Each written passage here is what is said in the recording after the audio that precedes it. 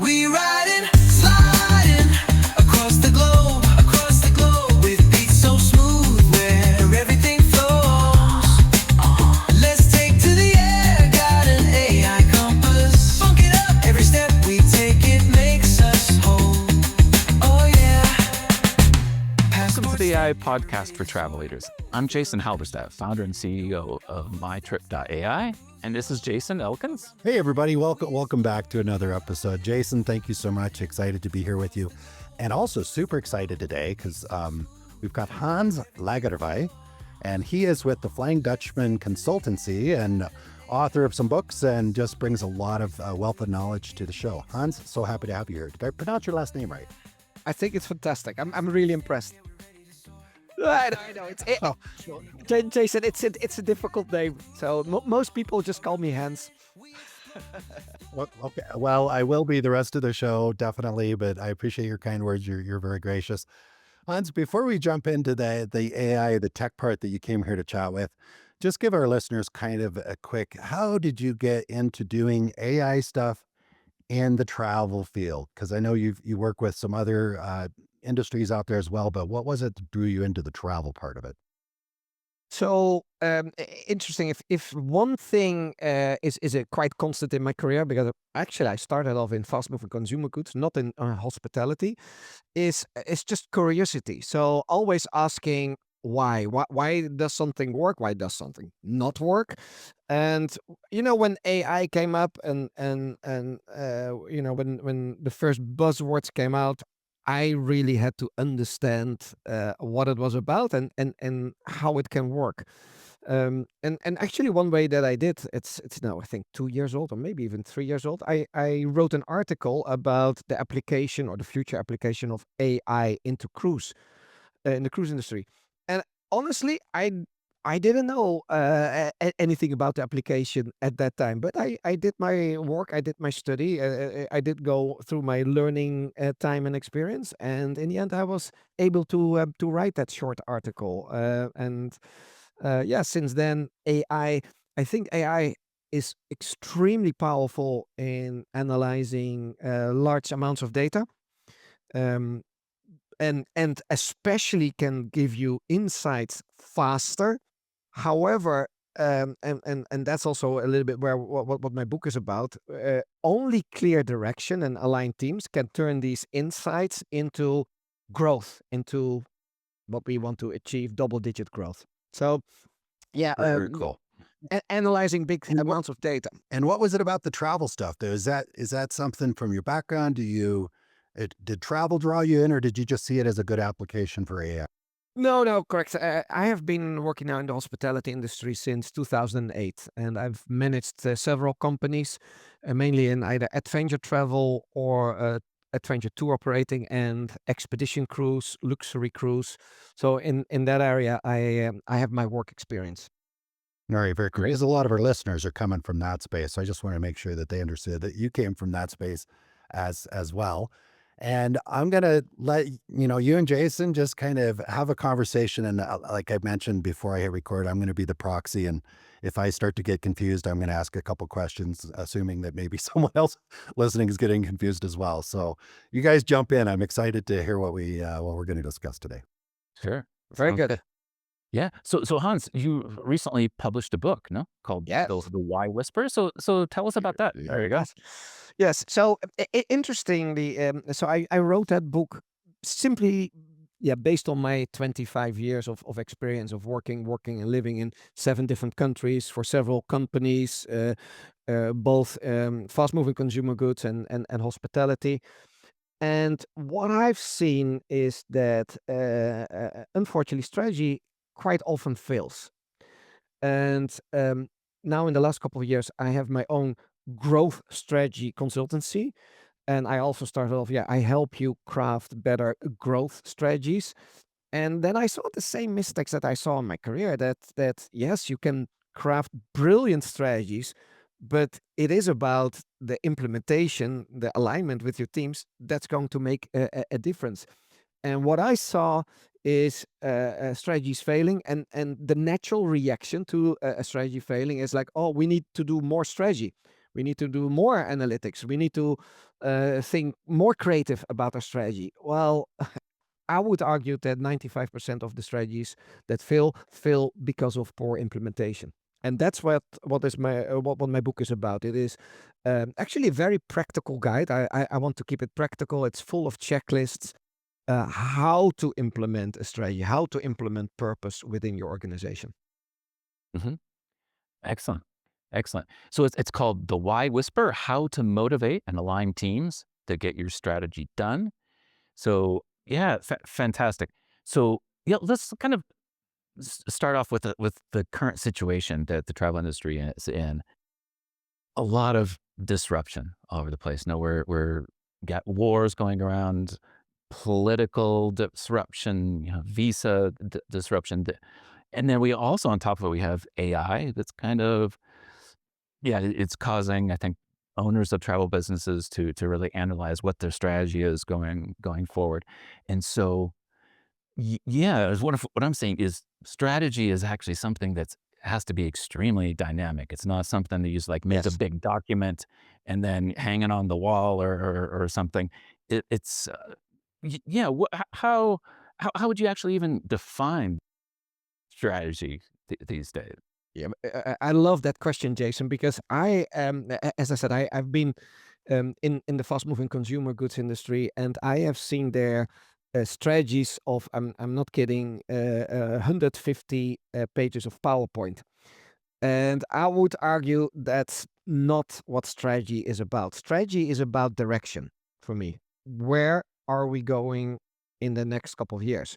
But that doesn't have to be defined in every little detail. Um, I'm discussing in my book the 6C model for strategy implementation, and one of the C's is continuous improvement. A concept term that's often used and maybe also often abused, but I'm a big believer in it. That your strategy, your vision should be central. Like, yes, I want with my company, in this case, Dubai Adventures, I want to become the premier adventure activity, thrill activity supplier in Dubai and the area. So you set that vision, you craft a couple of strategies how to get there, but then with continuous improvement together with your team, it's not just you as a leader. You implement steps, you evaluate them together, you see what the first results are, and you adapt and you continue. Hmm? Yeah, fantastic.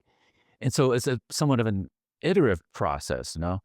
Yeah, you're kind of reacting to the outside environment, the competitive environment, and or in this case, we're currently in kind of war environments and political environments, and so you have to kind of as a leader quickly set the strategy and get on board, and then but then it's going to change. So how do you how you always have your team marching towards a target that's kind of moving all the Yeah, important. Well, I discussed that also in my book. A couple of important learnings. So flexibility doesn't mean that you change your direction every few months. So I mean, you will confuse your team if you say like, "Oh, we're going to be the premium, ultra luxury supplier of experiences in Dubai," and in 2 months' time, like you say, "No, no, no, we're actually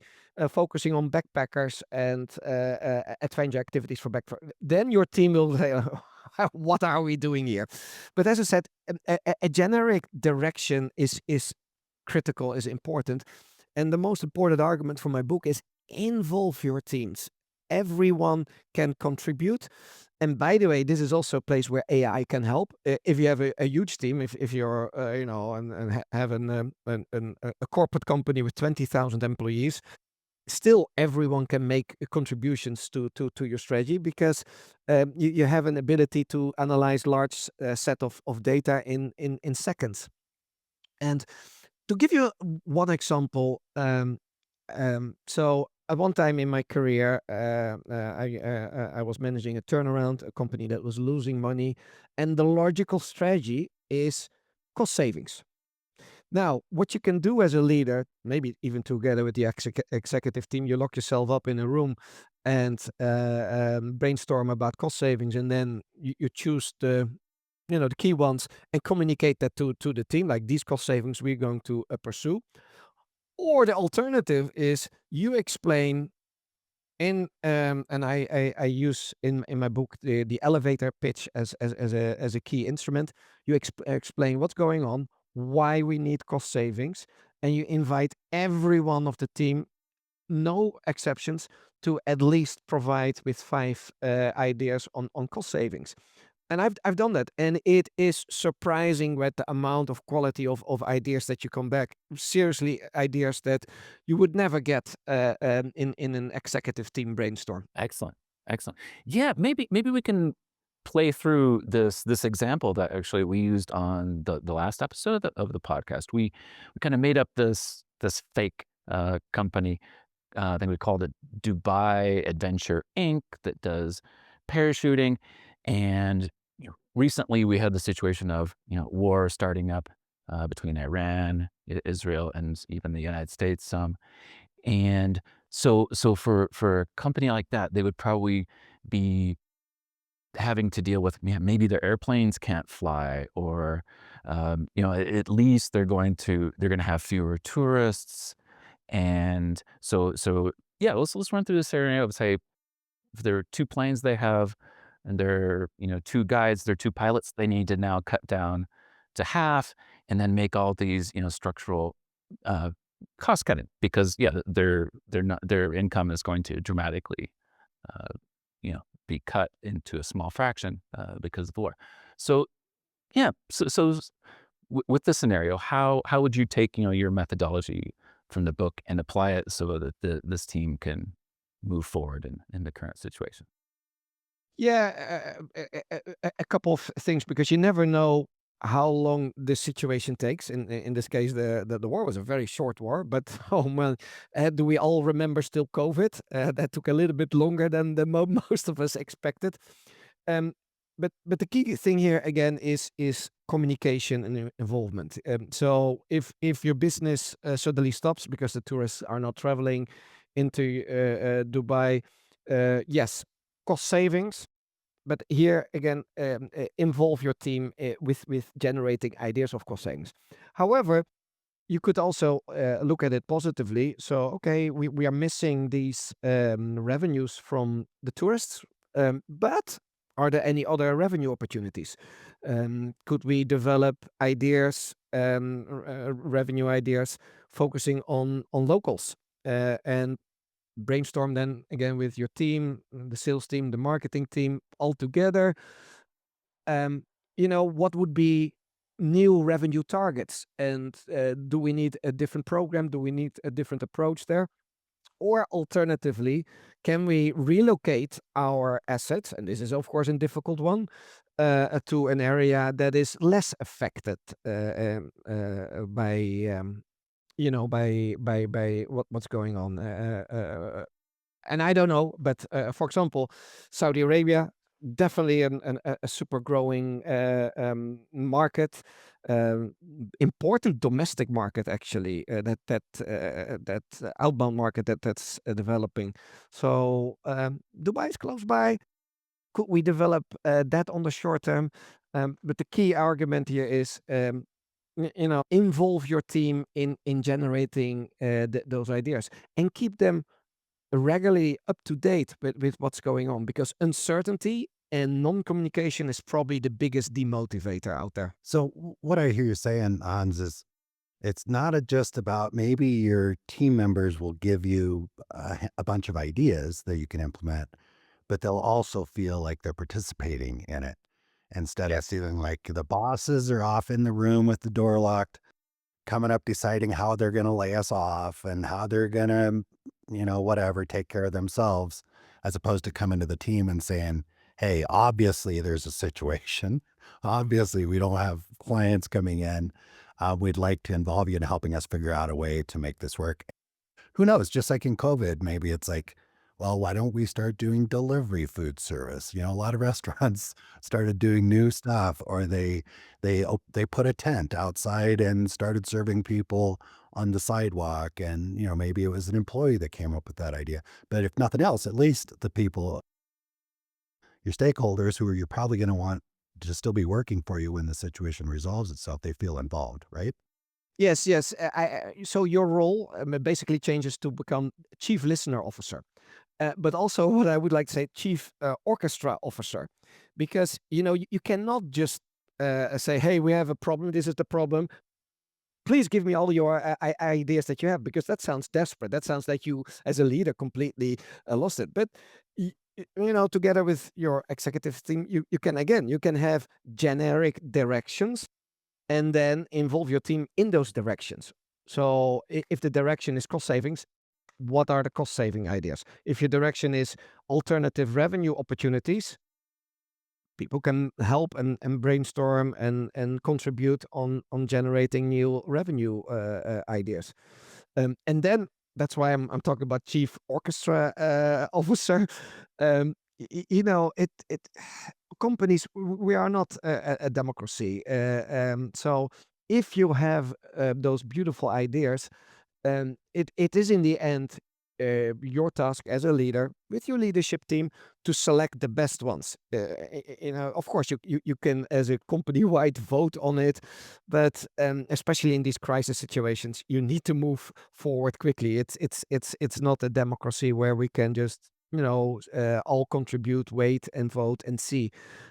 So chief listener officer, I like that term, but it is more than listening. It is orchestration. Mhm. Great. And so, yeah, maybe we could run through some techniques like, I assume having a physical meeting where you have everybody in an office with a whiteboard would be an amazing way to go about this, or maybe over Zoom and Excel spreadsheet. Yeah, can you share some of your techniques for Yes. orchestra? So the first technique that I discuss in my book is the reverse elevator pitch or a reverse elevator speech. And funny enough, if you're familiar with the elevator pitch, as a young professional, I was told if you ever have the opportunity to be in the elevator with the CEO, pitch your idea in 2 to 3 minutes. Yeah, the elevator pitch has always been about pitching ideas 2 to 3 minutes upwards. And in my book, I talk about the reverse elevator pitch because now I say you as leader, as a CEO, you have to pitch, your idea, or in this case, it could also be, your problem, and with that, certain directions in 2 to 3 minutes to your team. You don't want to bore them with your 150-page PowerPoint. And believe me, I've seen people doing that. So you start off with that because the elevator pitch is so powerful if done well. It is, yeah, basically it is storytelling. It's talking about the issue, it's talking about possible solution areas, and it's talking about why it needs to happen, why it is actually exciting, and what the question or the task for the team is. So that elevator pitch, I think, is essential and as a starting gun. And yeah, preferably you would do that in an all team meeting, preferably face to face. But of course, nowadays with remote work, you can do that virtually as well. Now, then next steps. And it depends here also on of course the size of your business. I think this business that we talked about, Dubai Adventures, skydiving, is will not have 20,000 employees. So let's keep it pragmatic, practical. In this case, cost saving ideas. Ask everyone to provide 5 cost saving ideas. In the past, so when the first time I did it, we did a very traditional with an ID box, box in the office where you can put your piece of paper with your ideas in. And but of course nowadays, plenty of you've got actually professional ID generation brainstorming software. but it also doesn't have to be that complex. It can be a shared document on a Google Drive where the team members are logging their ideas. Great. I'm curious, Hans. So when we look at the AI slant to this, Yes. I was imagining maybe you've got a remote team, you come on, you do this team meeting on a Zoom call.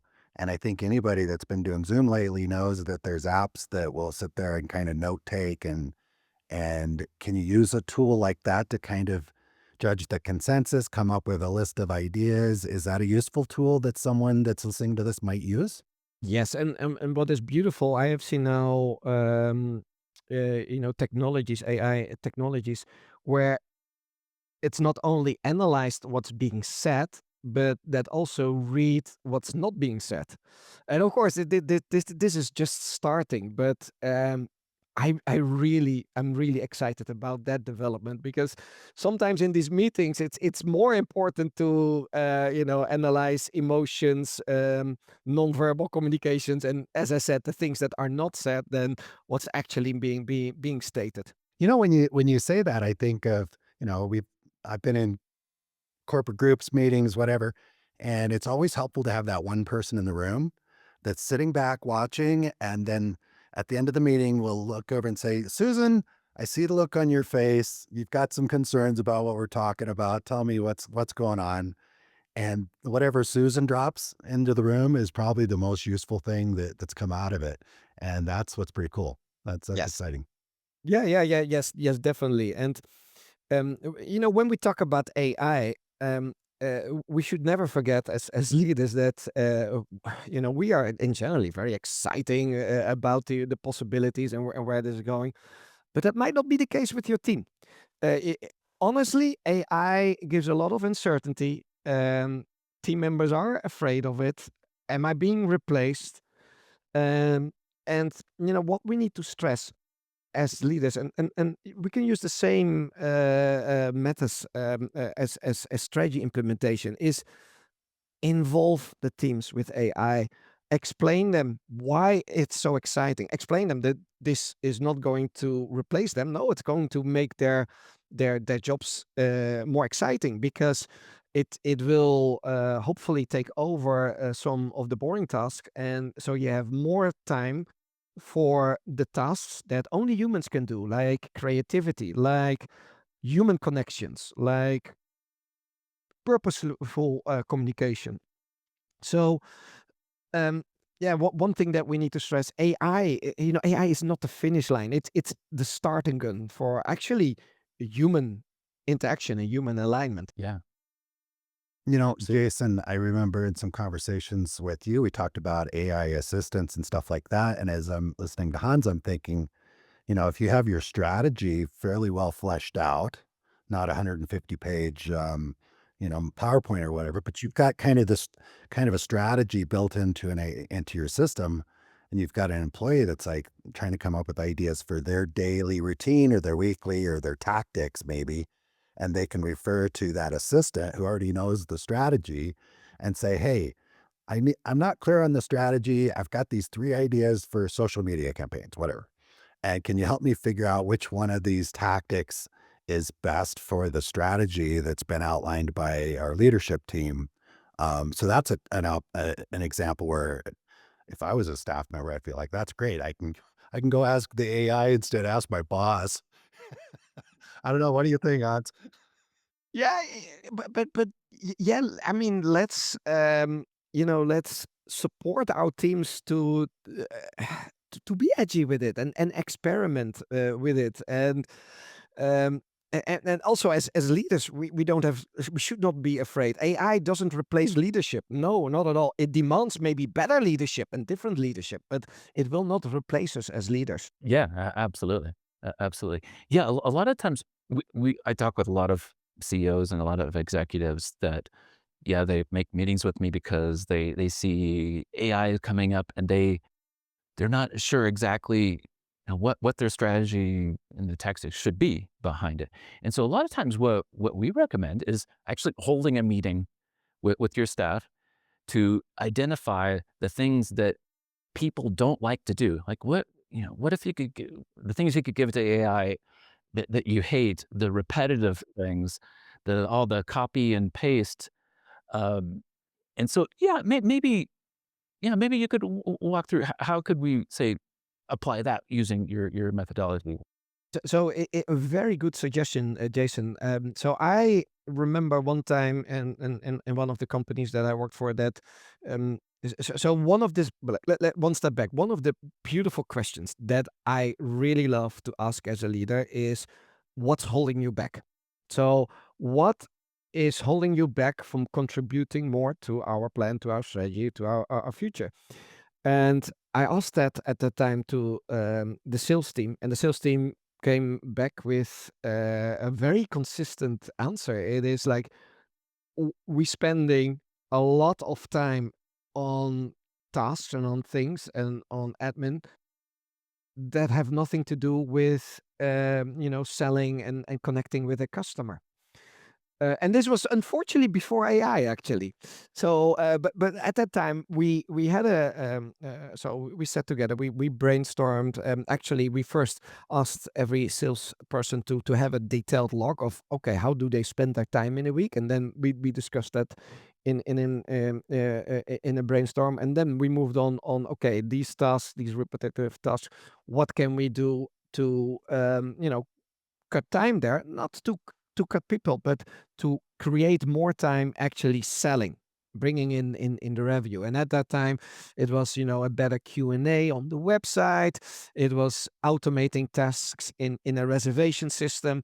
But nowadays, with the power of AI, one part of your idea generation session is, okay, what of these repetitive tasks, what of these time-consuming tasks that maybe need to be done, but absolutely don't add any value. How can we just take them away and let AI drive that part of the work? That's very cool. And as you mentioned, time, and we've kind of made a pledge to our listeners that we're going to keep these in bite-sized nuggets.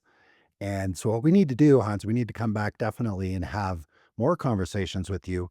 But for the sake of what we have left, do you have 2 or 3 just kind of like, man, I wish somebody would have told me this sooner? I mean, I know AI changes because it's newly developing, but what do you think our listeners, if you can leave them 2 or 3 little nuggets that get the juices flowing and will help them take some sort of action to go out and implement some of this stuff, what would they be?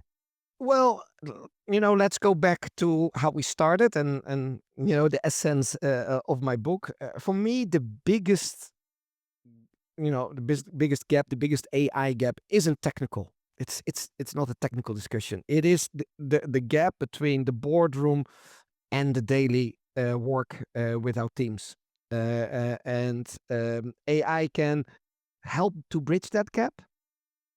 But AI, if not well implemented, if teams are not engaged with it, could also increase actually that gap with more fear, more uncertainty.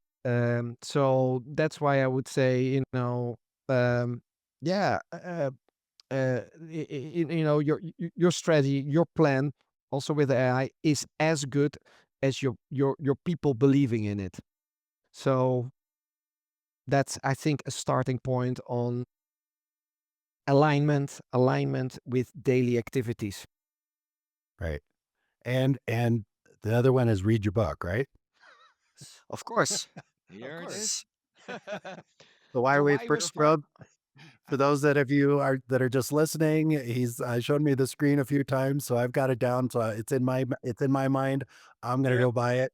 Jason's probably already read it. And Jason, is there anything else real quick that you want to touch on that we missed? No, I think that we got as much we could in half an hour.